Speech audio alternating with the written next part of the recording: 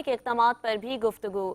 دونوں ممالک کے درمیان دو طرفہ فوجی تعاون کو اجاگر کیا گیا۔ آرمی چیف نے پاک فوج اور پیپلز لبریشن آرمی کے درمیان مضبوط تعلقات پر زور دیا۔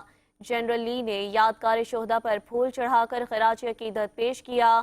پاک فوج کے چاقو چوبند دستے نے جنرل لی کو گارڈ آف آنر بھی پیش کیا۔ آپ کو بتا رہے ہیں کہ آرمی چیف سے چین کی فوج کے سربراہ کی ملاقات ہوئی۔ ISPR کے مطابق فوجی تربیت اور دو طرفہ دفاعی تعاون بڑھانے کے اقدامات پر بھی گفتگو کی گئی۔ دونوں ممالک کے درمیان دو طرفہ فوجی تعاون کو اجاگر کیا گیا۔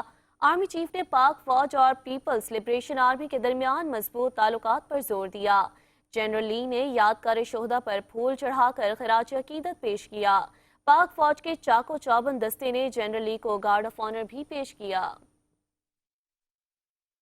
آپ کو بتا رہے ہیں کہ آرمی چیف سے چین کی فوج کے سربراہ کی ملاقات ہوئی ہے۔ ISPR کے مطابق فوجی تربیت اور دو طرفہ دفاعی تعاون بڑھانے کے اقدامات پر گفتگو کی گئی۔ دونوں ممالک کے درمیان دو طرفہ فوجی تعاون کو اجاگر کیا گیا۔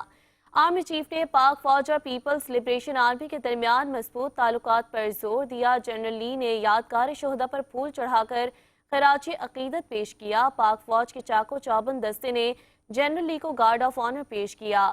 آپ کو اپڈیٹ دے رہے ہیں، آرمی چیف سے چین کی فوج کے سربراہ کی ملاقات ہوئی ہے۔ ISPR کے مطابق فوجی تربیت اور دو طرفہ دفاعی تعاون بڑھانے کے اقدامات پر گفتگو کی گئی۔ دونوں ممالک کے درمیان دو طرفہ فوجی تعاون کو اجاگر کیا گیا۔ آرمی چیف نے پاک فوج اور پیپلز لبریشن آرمی کے درمیان مضبوط تعلقات پر زور دیا۔